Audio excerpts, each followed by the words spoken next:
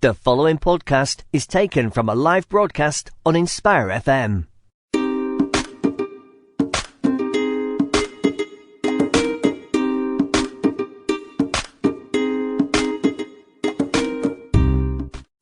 Good morning and Assalamu Alaikum. You are tuned into Inspire FM 105.1 FM. It's Friday, 24th of February, and the time is now 10 o'clock. Welcome to Mother's Planet, a show where there is always something to talk about in a productive and beneficial way. I'm your host, Neelum, and listeners, you're going to have to bear with me because I am struggling this morning with quite a sore throat, so I might sound a bit croaky, but I have my brew here to help me out. I am joined by the lovely Kulsoom this morning, and it's been a really long time since I've had Kulsoom on the show with me, and I'm sure listeners are familiar with her lovely voice. And for those that aren't, where have you been? She has always come and joined me on interesting topics on the show, and has brilliant recipes as well. She's the one to go to if you have shorthand recipes, although today I won't be putting her on the spot. I'll let her be today. And so anyhow, if you haven't heard of who Kulsoom is, I shall get her to introduce herself formally a little later in the show. But first, Assalamu Alaikum and welcome to the show, Kulsoom. Wa alaikum assalam. It's been a very long time, and thank you so much for inviting me over. It's an honor as always. Oh. How are you? I'm well, as you can see, I'm struggling with my throat. I blame my younger baby, my little 2-year-old. She was poorly towards the end of half term, and I thought I was invincible and I could just soldier on with those sleepless nights that I was having. But I think the last few days it's caught up with me, and I need to sit down with some cucumbers on my eyes, I think, and take some time out on myself. But I'm well otherwise, alhamdulillah. I feel like the week's gone extremely fast. What do you think, Kulsoom? Has it gone fast for you? I think I blink and the time's gone. As mothers, I think that's the case, isn't it? We just got so much on. Absolutely, and I just think this that I can't believe February is nearly coming to an end. I can't believe that only just started. And I saw it used to write in 2023. I know. No, I think I've got used to that bit, but I can't keep remembering the month that we're in because I feel like we're just whizzing past them. So we're going to blink and it'll be Ramadan. So that's a whole topic in itself, how we're going to be during Ramadan. Absolutely. So I know I like to mention the weather in my shows, and it's been quite a crazy week with weather because we've had the dreaded rain come back with a vengeance, and it always comes back when we're doing the school run, and it's pouring with rain when you have to go and get the kids from school. But it's been quite on and off, and I checked the forecast, and actually we're going to take quite a dip with the weather. It's going to start getting a bit colder again. So just as we thought we're probably hitting March and spring's making its way, the sun is not here yet, and I might live to regret this, but I actually really miss the hot sun and the heat. I can't wait for the sun and the heat to come because I'm fed up of layering up and then sitting in the car. I feel like a Michelin man when I sit in the car because I'm so layered up, and then I have to get out the car because if you've got the heating on in the car, you have to sort of de-layer and then get out the car. So yeah, I'm just looking forward to where it's keeping neutral, isn't it? It's just so hard. Absolutely, yeah. I just want to pop some sunglasses on and that's it. That's all I want to worry about. Just the sunglasses and that's it, nothing else. So I mentioned that I was having my brew to help heal my throat this morning. So I have got my peppermint tea with me this morning. Kulsoom, are you having a hot brew this morning? I literally just had mine. And when we have our break, I shall go and get another one. So what kind of drinker are you? Would you say you're a tea, coffee? I'm a tea girl. Tea girl, yes. I like all different types of tea, so I'm definitely a tea girl. Yes, tea all the way for me as well. I don't think I can take the caffeine. So, listeners, this is the point where we turn to you and ask what brew you are having with us this morning.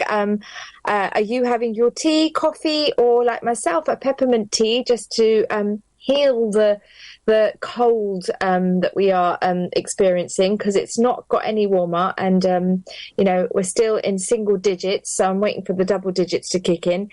Do share your messages with us this morning, or text messages, WhatsApp messages, or pictures of whatever brew that you're having with us this morning, and you can send that on the studio number 07779 481 822.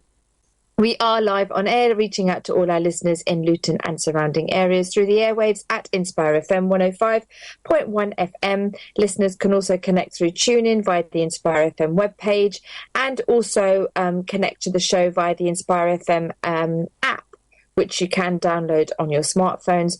So you actually have no excuse to miss any of the shows now. We are also live as an audio on the Facebook page, where you can like and leave any comments around today's topic on the Facebook page. And as mentioned before, you can also join in the discussion and share your thoughts on today's topic via WhatsApp and text message on the studio number 07779 481 822. Now, in today's show, my guest Kulsoom and I will be talking about the importance of raising girls. Now, we are both mothers of, alhamdulillah, boys and girls, but today I'm going to keep the focus on raising girls and the importance around this. Now, anything Kulsoom and I will be sharing in today's discussion will be our own experiences, our own suggestions, and it's really our personal journey with raising our girls. There is no formula for this. There is nothing that's etched in stone and everyone must follow. We all have our own way of raising our children, and so these are just suggestions and tips and some ideas perhaps that you may not have thought of, and can explore with raising your daughters. So before I continue onto the questions, Kulsoom, can I please get you to introduce yourself to the listeners? As many of you know, my name is Kulsoom, and I have been on here many times, although recently, due to own personal circumstances, I know you've asked me many times, but I haven't been able to join. So hopefully I should be a little bit more active for you. Yes. I do have two children, a little boy who's 8, soon to be 9, and a daughter who's almost 15 in a month or two. So definitely in the teenage stage. And like you said, with parenting, there is no right or wrong. We are all on a learning curve, whether they're 5, whether they're 25, whether they're 55. I think every life stage is just on a learning curve, and we can only do what we think is right by them. So there is no right or wrong answer as such, as most parents would agree. Yeah, absolutely. And it's a personal journey as well, because, how you raise your children will be very different to what another mother would raise their child. Like, I do find that a lot of the time when I'm looking at things that I want for my children or how I'm raising for my children, I'm looking at my own childhood and my own experience, and either adding to that or changing what I've experienced so that they don't experience it, or enhancing what I did have and making sure that they're having the best of it. Absolutely, and that's your learning curve, because we can only go by what we experienced, and whether we take that on board negatively or positively, or whether we feel like there is a need for change, absolutely, we will do accordingly. Every situation is different, every behavior is different, every household is different, so no two situations will ever be exactly the same. Absolutely. But we can only learn from what we've gone through and learn from our experiences and take something positive from that and implement it and try to move forward and utilize that. Yes. And in the hope that we kind of move away the negative or the things that we didn't enjoy, or the things that we may have done wrong even, and think, okay, we're going to make sure our children don't do that. Or if we were dealt with something in a manner which was not maybe the best of ways. There is, like I said, I won't say wrong, but in the best of ways, we can think, okay, well, this is what happened with me. I don't want to do that. Yes. Yeah, absolutely.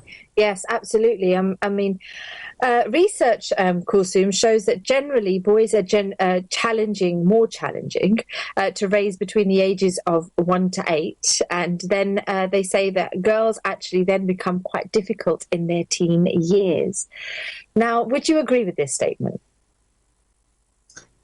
Yes, I would. Girls and boys are very different nature-wise. They can be, not in every circumstances. Boys and girls are naturally different in several ways. But one thing, no matter what they are like, they should be raised in equally nurturing environments. That's the most important thing for a parent, I suppose, to keep it balanced. Both boys and girls need to be taught the same values, so the same empathy, compassion, respect, confidence, and independence. They will have, boys are more energetic, they're more boisterous, they can be more challenging. They need to exert their energy out a little bit more so than maybe girls do at a certain age. And I think girls are more hormonal changes that affects their self-esteem, and they have their own challenges, and that comes more later on. So they both are challenging in their own respect, but just at different time frames, which is probably a good thing because you couldn't handle both at the same time. Yes, no. But they do have their challenges, both of them, but different stages of life, I guess. Yeah. So I guess to an extent that statement has some truth in it, because I think as girls get older, they are shaping themselves as adults, and as women, I always find that we have to shape ourselves to be adaptable in any environment, and we have to try and train our children to be in the same way as well, and especially our daughters, because they're raised in our home, they're raised with our morals and ethics and beliefs, and then when they move on and get married, they will have to adapt to that environment that they are now moved into. And so I think for girls, we have to pay particular attention as they get older, because this is where you are shaping them and nurturing them as adults. Absolutely. So you mentioned slightly that we do have to raise, and I really like the way you said that boys and girls ultimately are raised in the same way, because the morals, the manners, the grounding that we give our children is the same. So, how they should be respectful, how they should speak, how they should talk, how they should sit and eat, all these manners as such are the same. There isn't any difference. But there is, do you think are some differentiation between how we raise our boys and how we raise our girls? Do you think we need to pay particular attention to how we raise our girls? Okay, so even as a children, when our children are growing up, we will treat them differently. We buy different types of toys for girls and different types of toys for boys. We will let girls do certain things and let boys do certain things. And I know we sometimes let boys get away with a little bit more than girls. But the way things are changing, like I said before, we have to make sure that their grounding is the same, no matter what. I think for me, there is zero compromise there. However, their nature, you have to go by the child's nature. Some girls are very boisterous as well, and that's fine. There's nothing wrong with that. You just have to play by what their nature is like and do that little bit extra for each child, whether that's a girl or a boy. Yes. But I think with the girls, they do need that little bit more of teaching of, not teaching, but instilling more independence in them, nurturing in them. The girls are generally more compassionate, more caring, more sensitive. This comes very naturally, I think, to them. Generally, not always, obviously. Especially what I've learned. No, I agree with you, and I think it's a lifelong thing. I try and explain this to my daughters as they're getting older, and especially when they hit puberty. the emotions kick in, and girls can be very emotional compared to boys. Now, boys have very extreme emotions from what I can see. They are either happy or they're angry or they're sad. That's it. Whereas girls will have mixed emotions, and you can't really put your finger onto what kind of feeling it is that they're having, but it's just, I'm angry, sad, and Boys also hold a lot in as well. yes. They may not, I won't say they don't notice, I think boys notice everything. They just may not be as spoken, or maybe they can just hold it within. Whereas girls are like a little roller coaster. They're 1 minute up, 1 minute down, and they're quite vocal, which I think is actually very healthy, to be very honest. Yes. I actually like that. Yes. When children are quite vocal, whether it's in a negative, positive way, that's another way to deal with it. But I do like the fact that you know what they're thinking, you know what's in their head, you know what's coming out. Boys sometimes can be Quite reserved. Yeah, can be reserved comparatively to girls. Yeah, I would agree with that as well. So, listeners, if you have just tuned in, we are talking about raising girls this morning. I'm joined by the lovely Kulsoom, and we are talking about the differentiation between girls and boys, and whether raising them should be any different. And we are concluding that actually the grounding should be the same, but the emotional sides of each is probably different. Now, I mentioned puberty affecting girls in several ways. Now, puberty is a stage of life that hits both boys and girls. And it's probably more physically visible with girls than it is with boys, despite the beards and the moustaches and the voice changing. But girls, I feel, go through a lot more changes, and so this is their physical and emotional appearances. So from your own experience, how did you handle this when you were going through this with your daughter? With a lot of patience is what I can say first of all, girls. With a lot of patience. It's a learning curve for me even still. But I have to admit, I think I'm handling it much better now than I was initially, because I was quite worried about it. But one thing I would say is I always did go back to think, how did my mum deal with it with me? And I did quite the opposite in my circumstance. I think it was just a generation thing. I think women at that time were not vocal on such issues, or they would just brush everything under the carpet. And that didn't work for me very well. So I won't go into that too much. So I tried to build on the communication. I made sure I was speaking to my child a lot. I would happily talk about things. I would bring things up that she may shy away from in a tactful manner. So communication is absolutely key. Absolutely. Don't shy away from having the talks with the children. That's one thing I would always say, because that's an imperative. Yeah, absolutely. And I think when it comes to something like menstruation, having gone through the generation that I went through, that you went through, it was always something that wasn't talked about. And I remember particularly when it came to things like Ramadan, and getting up for suhoor, and sometimes we would just get up because we didn't want our brothers or my dad to know that. Absolutely. And we were just, and it was almost like we were putting a veil over the fact that we would go. We would put a veil over it. We would come down, just make a little round, and go back up again.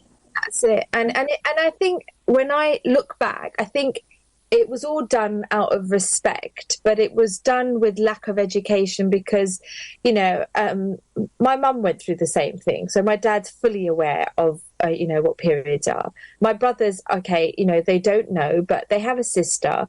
They should know. And when they get married, they will know. So it's not something that's they've got to be protected from for the rest of their life. They're always going to, at some point of their life, these men are going to have exposure to it. So I think we're not saying that they have to openly talk about it with the boys, men. No, just the fact you shouldn't have to feel that you have to.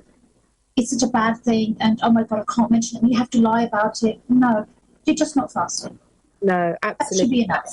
Yeah, that's it. And I always make. I mean, I studied a course with a well-known sheikh in Luton on the fiqh of menstruation, and we studied it in quite detail. And actually, after studying that course, I realised how, there was so much that we just didn't, our culture more than our practice of the faith hid away. So, I was always like under the illusion that, when you're on your periods, you can't go to the mosque, you can't go to the graveyard, you can't, you're basically, you have to isolate yourself. But actually, it's normal. And, there's areas of the mosques that you can attend. And there's, if there's lectures and talks going on, you can attend them. And you can attend the graveyard as well. Absolutely. These are all things that you'll be surprised that some people still are not aware of. No. But it's up to you as an individual. I mean, the internet is such a great place. And, there's so much literature out there. You can go to the library, pick up these, there is no excuse for not knowing these little things. And if you don't know, then ask somebody, because knowledge is out there. And that's the key. And I think, like you said before, we went by culture more than anything. Yeah. This is it. And this is why I felt when I found out this course was available, I felt compelled to do it, because I thought having daughters and not really understanding this from an Islamic perspective, I think it's really important that I actually delve into this and understand the topic, so I can relay it back to my girls and make it make sense to them. And alhamdulillah, it's been really good. I've learned so much, and talking to them openly about this, everything I learned, and I relayed it back with them and said, so all this time that mum said this, ignore that. It's actually like this from, the Quran and Hadith say this, so this is what we're going to, follow, and this is how the practice. We're learning, we're retraining our brains, yes. So we know to instill something different into our children, to what's in our head, because we have to then collaborate ourselves before we can do that. Yeah. So like I said, we're still learning. Absolutely, yes, absolutely. So I think, that's the key here, that, you're never done. You're never done with learning. You will always learn yourself, and then that information will be relayed. And it's, as you mentioned earlier at the beginning, it's a learning curve. And whether your child is 5 or 50, you will always be learning in a new way of how to be a mother, or be a father. It's always a learning curve. So I've got enough time to ask the next question before the break kicks in. Education.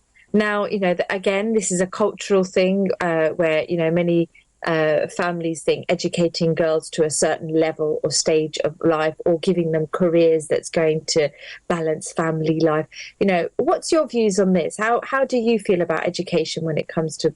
I feel extremely strongly about it. Not just... Islamically, we must always educate and put knowledge in our daughters.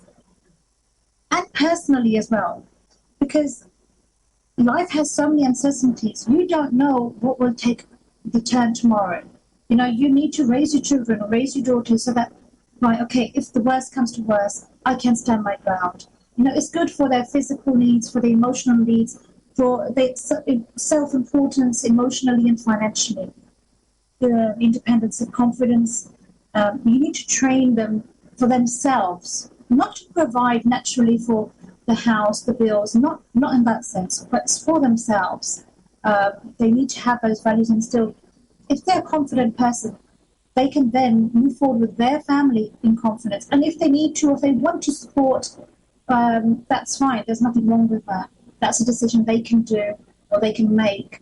But having the knowledge that I've done something and I know something, I can then instill that into my teacher. Don't forget, we are teachers of our children as well. They just don't go to school and that's it.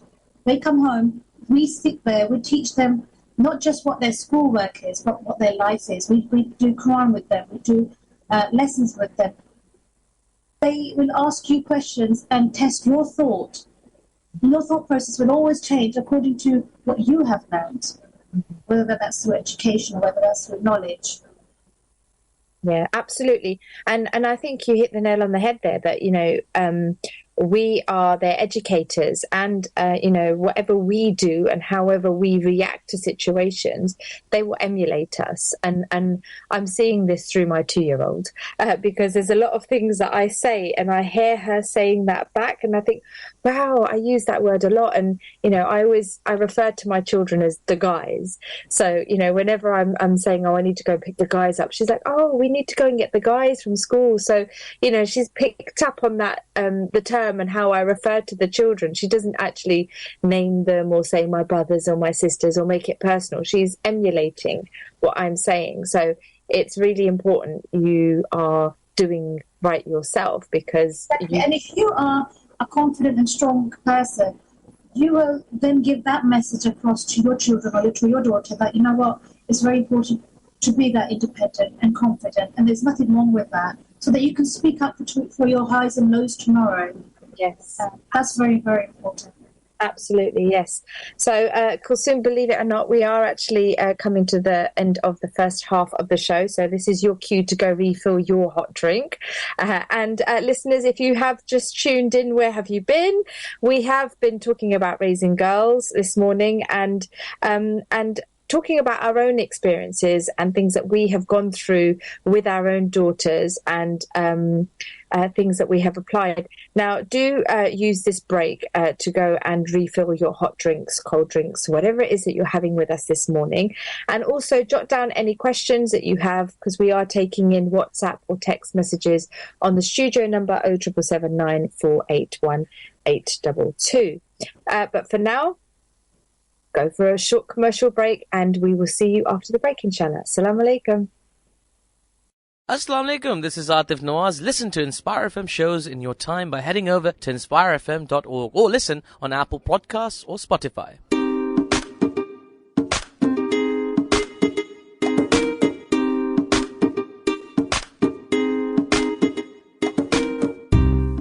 Good morning and assalamu alaikum. Welcome back to Mother's Planet. It's Friday, 24th of February, and the time is now 10:30. I'm your host, Neelum, and joining me on the show today is my lovely guest, Kulsoom. Assalamu alaikum. Sorry, it's okay. I could lip read what you were saying, but I couldn't see you, hear you more so. So in the show so far, we have been talking about raising our girls, and looking at some of the things that we have applied as mothers when it comes to trying to bring them up and raise them well. So I think at the beginning we were talking about how important education was, and Kulsoom said that, and I really like the way you said that, Kulsoom, because it's not just about educating them so that they can go and make a career and become successful, but it's to give them that level of grounding. And I guess in some respects, like you said, independence, because that was my next question, as to how to raise an independent daughter. Now, it's quite a hard concept, because you want them to be independent, but you don't want them to be feisty. So it's trying to find that balance, because, you want them to be standing their ground, but then you don't want them to rock the boat either. So it's a very difficult. How have you managed this, Kulsoom? It's so hard, isn't it? It is so hard going through those. There is a word which I don't really want to use, but my friend uses it. But they're feisty moments, let's just say that. They do go through it, and you do have to grit your teeth sometimes, because they're still learning their ground as well, aren't they? Yes. But I guess, the things that are most important to you when you're raising your children, self-awareness, they have to, the right of themselves and the right of others, for example. Religious and ethical values, I guess, within that you've got kindness, empathy, respecting, tolerance, patience, all these key elements. I know we do the core elements of teaching, which is your namaz, your Quran, keeping fasts, but there's still, that's fine, but we still have that little bit more. So we try to make our little comments and give our recommendations on what our thoughts are, whilst life is carrying forward. So, for example, yesterday my husband said something in a joke. He said, oh God, I'm never going to go to heaven. And my daughter just laughed and said, Dad, treat me right, I'm your daughter, Jannah. Now, she said that as a joke, but actually it's because on our path, whilst daily path, we do make those little comments and make those, when you do something good, it reflects upon me as a mother. Think of us tomorrow. It's all sadqa jariyah, isn't it, going forward? So your bond and your relationship, that's extremely important with your children. If you have that bond and relationship with your children, you can build on the trust. You can make sure they're sharing things with you, so you can talk about things. Something doesn't need to have an action straight away, but just your opinion is enough to influence sometimes. Yes. Just so that they can confide in you as well. Yeah, and again, like you mentioned earlier about communication, giving them that opportunity to know that you're there and you're readily available to speak to.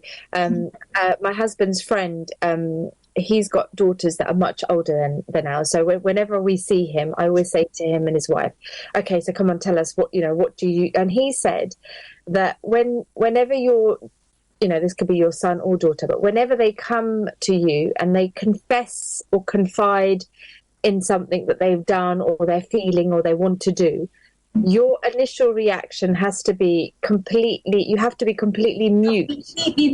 Completely mute. And you have to play a poker face. And that's exactly what you do. Yeah. And don't let anything shock you, because we're living in a different world. So you can't guide your children if they won't talk to you. Yeah, absolutely.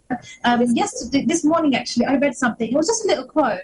And it was by Ali bin Abi Talib, radiallahu anhu. He said, "Do not raise your children the way your parents raised you.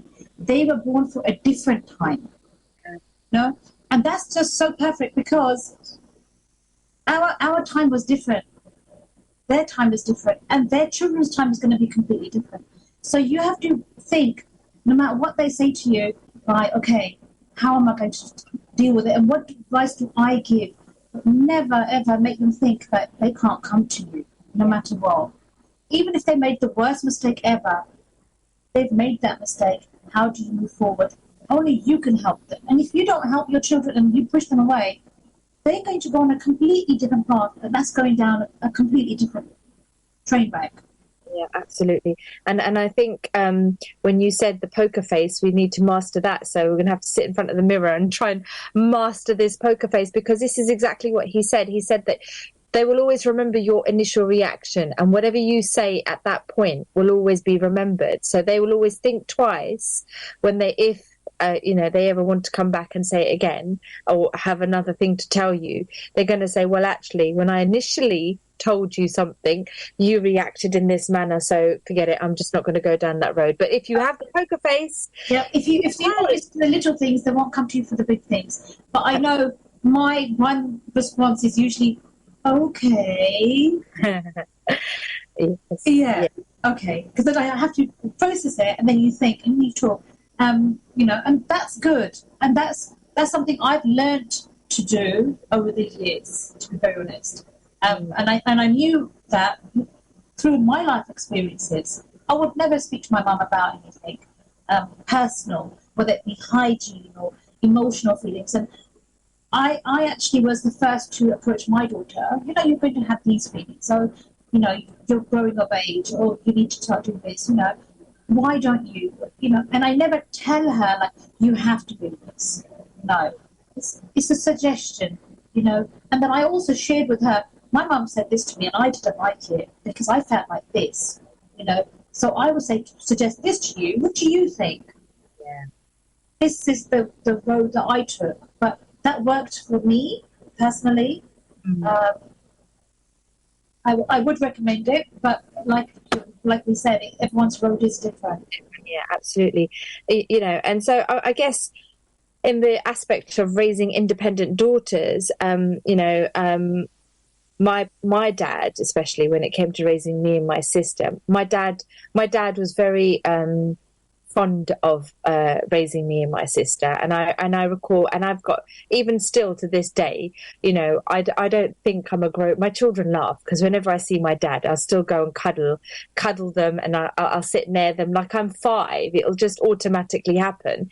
And you know, my dad was very keen that my sister and I had the same opportunities as my brothers. So you know, when it came to certain checklists that we had to do before we hit adulthood. And one of them was driving. Now, when my mum just hates driving. She hates driving even to this day. But my dad was adamant that my mum it's a skill. You need to know it, just do it. And I think it was the 3rd or 4th time, bless her, she eventually did pass. But when it came to my sister and myself, as soon as we got our provisional licenses, my dad, you know, put the magnetic L plates on the car and got us in the car and said, right, okay, we're gonna drive. And you know, I was terrible because, you know, I would be too close to the cars. My dad would cringe driving, but he's like, no, come on, you can do this, focus. And that was one of the things I you know, when I think of what was it that my dad was adamant that, you know, we studied to a degree level so that we've got that grounding. I think I had a very similar experience to yourself. My mum would have been happy to go down the traditional, cultural, you know, not doing anything. My dad was very adamant, no, you know, she will go to school, she will go to college, she can wear jeans, she can do this, take your cycle, go out wherever you want. I had actually a lot more freedom than many girls growing up. And to be very honest, no, I didn't feel the need to rebel because I had all that, and my dad wanted to push me towards education, wanted me to go work, wanted me to get out in the world. He very much did push, which was a breath of fresh air. And now that I look at that and I see that was a big thing at that time. Absolutely. Yeah. And Kulsoom, you just mentioned something there where you had the freedom and so you didn't feel the need to rebel. And I think this is key to raising our girls, because if you the more you push them, the more you stress them, they will rebel. And I remember talking to you because when it came to you know, the dreaded makeup and the dress sense and the clothing. I mean, if you look at some of the clothing in some of these retail shops for girls of the age of 15 and 16, I get mortified when I look at some of the things that they are actually saying, girls, if this is acceptable for you to wear. But you have to give them that ground. And I remember talking to you saying that you let your daughter be free in the house and, you know, wear whatever she wants to wear, and then you know, the brother and the veil and the modesty all kicks in when you step out the house. You know, you're a different person. Absolutely. You don't want to be judged by the way you're dressed. You want to be judged by the way you speak, the way you walk, the way you talk. Absolutely. You know, all the other characteristics. So when my daughter was young, I let her wear whatever she wanted, and I know small skirts and the sleeveless whatever. But as she grew older, I made that, you know, it gets more modest and modest. And I did say to her, like maybe when she was like 9, 10 years old, you know, when you're growing up now, you can't show so much, you know, and you instill it a little bit at a time. And by the time that she started her periods, I had already had the conversation with her prior. I didn't hide or shy away from that conversation at all. And I did say to her, look, these changes are going to be compulsory in you. So maybe you should start thinking about that initially. So when the time came, she knew, okay, I'm not wearing sleeveless anymore. I know I'm not going to even wear half sleeves anymore. And I said, well, you can wear half sleeves. And she said, no, I'm not going to, you know. So she dresses very, very, very modestly. Even in the house, when it's just us, she'll walk around with her nightie or whatever she wants to. Even when her dad's home, she won't do it because he's a man in the house.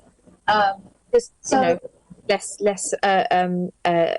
I had a neighbour who was of Christian belief, and she just didn't understand the concept of why, you know, less is more or something. She just said, I don't understand why women feel compelled to dress less to make themselves be more visible. And actually, having said and criticised the retail industry with the clothing that is expected for children of their age, there is, you know, a lot of online retails that have opened up now, which are promoting modesty wear, and modesty wear There's a lot more out there now. There's a lot more out there now. It's becoming a bit more trendier than before. And another thing I wanted to mention about letting your guards down with the girls. So, so when my girls are on their periods and stuff, I always say to them, you can paint your nails. So I've got like a collection of nail varnishes.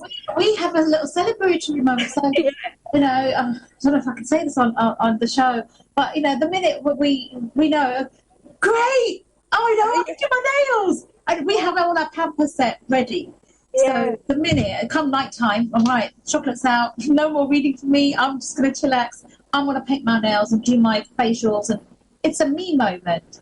And and it's actually nice because those few days are your few days. Yes. And that's the way I've made it and said, well, you can do what you want, pamper yourself, do your nails and stuff. Or if it's not that, then anything else you want to do, take the time out and watch get some chocolate and watch a movie because you can't throw it anyway. So use that time and do what you think, you wouldn't normally do.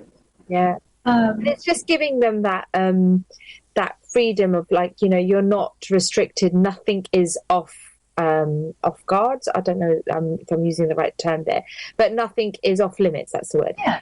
Well, it's just a matter of the right time and the right place. It's absolutely. If you're at home, then it's your home. It's your bubble. You can do it whether you want.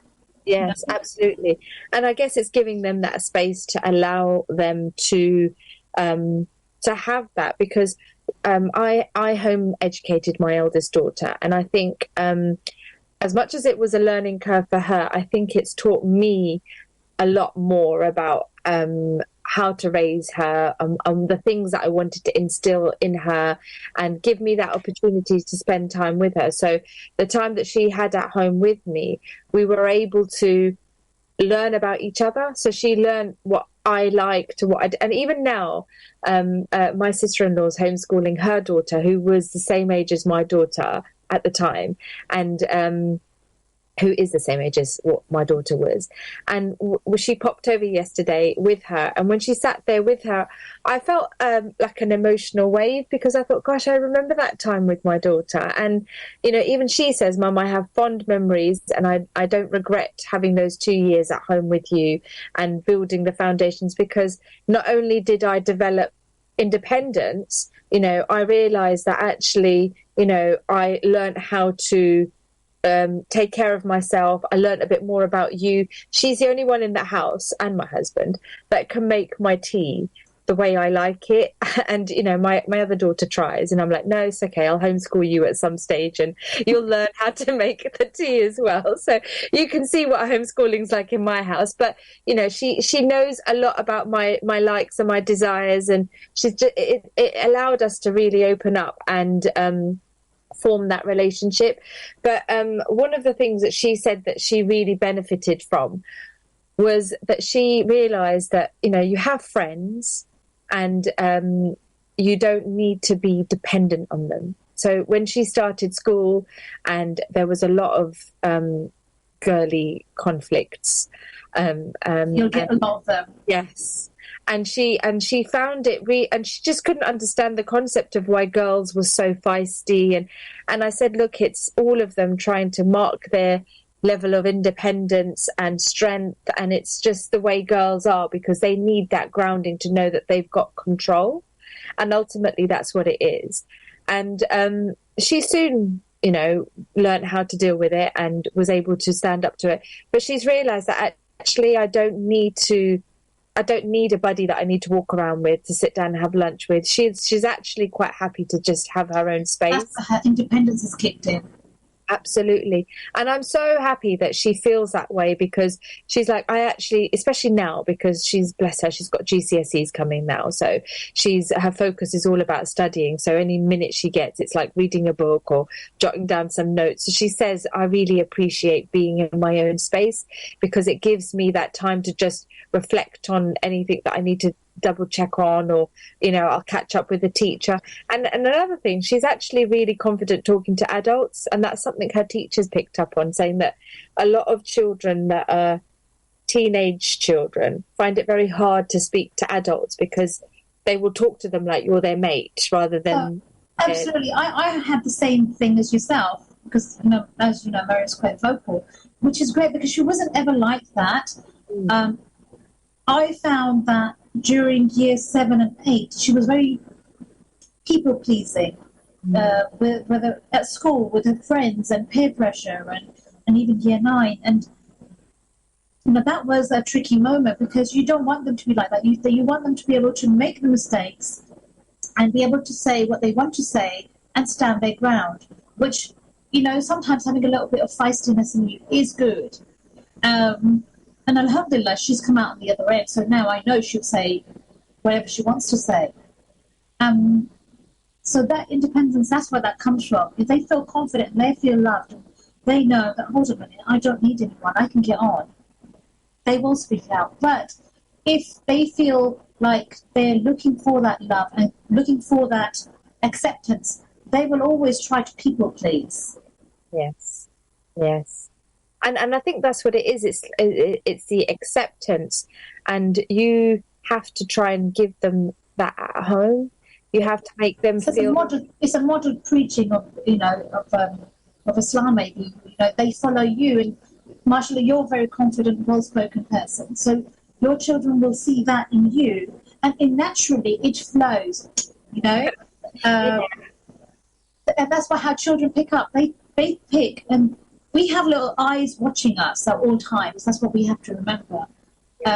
How you react and how you speak and how you deal with something is how your children most likely will take that approach.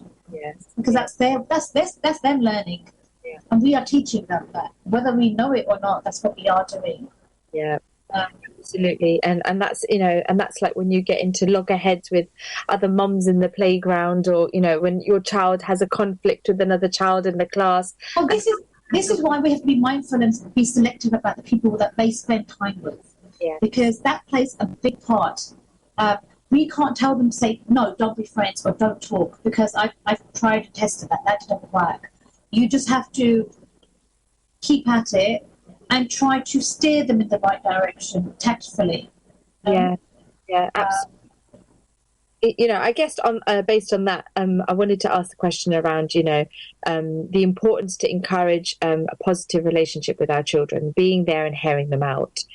This changes, obviously, when the teen years hit, where, as you mentioned earlier, that they can either go to the extreme of saying everything and being really vocal, or go to the other extreme of just going mute and reserved and shut out everyone around them.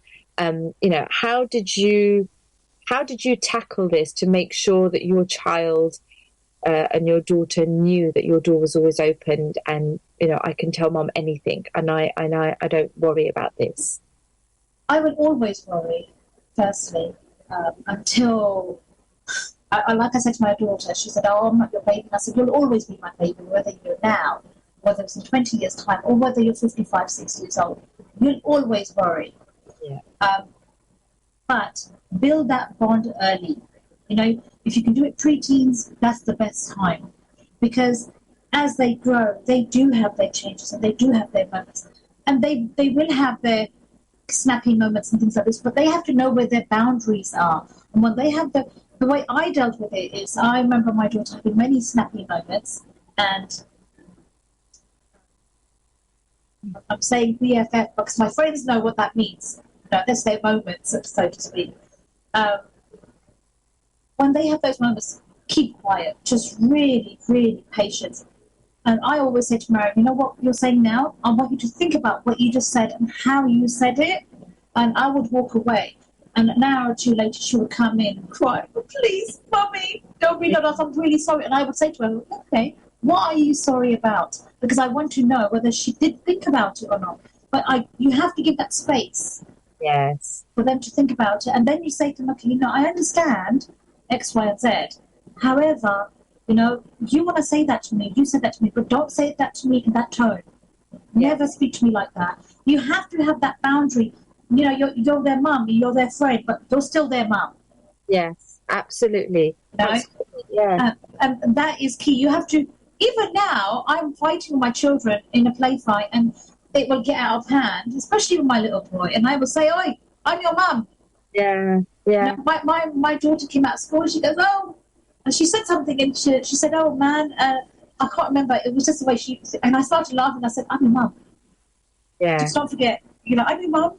Yeah. The respect. I don't know if she meant no harm by it, but every now and then I do keep reminding them. It's great you're telling me things, but I'm your mum. Yeah. So you do, because there will be moments, and I hope and I pray that Allah makes it easier for us all day by day. But that's one thing that we should all do. We should all not forget that we as parents, we should always pray for our children, because if we don't do that, nobody else will. And they must know that our mum is making dua for us. They must hear it, they must see it, they must feel it. Your mum wants the best for you. Absolutely. So, Kulsoom, we are only a few minutes away from the show, end of the show. I know, I can't believe it. I wanted to say something, if that's okay. I bought this book for my daughter, but it's called A Muslim Girl's Guide to Life's Big Changes. And it's a little book. It's not a big book. It's a little book, very simple, and it tackles little things like changes, feelings, boys, music, studies, teachers, sadaqah, what you're wearing. Just in layman terms for girls, you're a girl now, you're growing up. I would recommend this book. So who's the author of the book? It's from Rayhana Khan. Okay. I don't know if you can see it in the camera. Yeah, I can see it, yeah. So it's just a little guidebook, and it's in very simple layman terms. And I think I gave this book to my daughter when she was around 10. And she's read it a few times, and even yesterday she said, Mum, this is a really good book. And it's just little hints and tips on, how to tackle little issues for yourself and for your daughter. Yeah. But it's a great book. Well, thank you for knowledge is key. No, absolutely. And I guess, ultimately, the take-home message from today's show when it comes to raising our daughters is, you have to instill many things. And the key thing is to have the grounding, which is their faith. And after studying like the fiqh of Mensis myself, I realized actually there was a lot of things that I didn't know about my own, practice. It was a cultural thing that I was putting over religion. So, understanding the faith, because if you really truly do understand our faith and our belief, you will realize that actually it's opened up so many opportunities and doors in itself, because there's talks about educating our daughters, there's talks about giving them independence and raising them well. But Kulsoom, it's been brilliant having you on the show. Thank you so much for your time. And Thank you so much. Just raising children with compassion, they will treasure your memories forever. Harsh upbringing will scar them. And the foremost in faith will be foremost in the hereafter. Those are the ones brought near to God in the gardens of pleasure. They will enter in one rank with bright faces. Thank you for listening to our podcast. Why not tune in to our live stream at inspirefm.org and follow and subscribe to our social media platforms at Inspire FM Luton.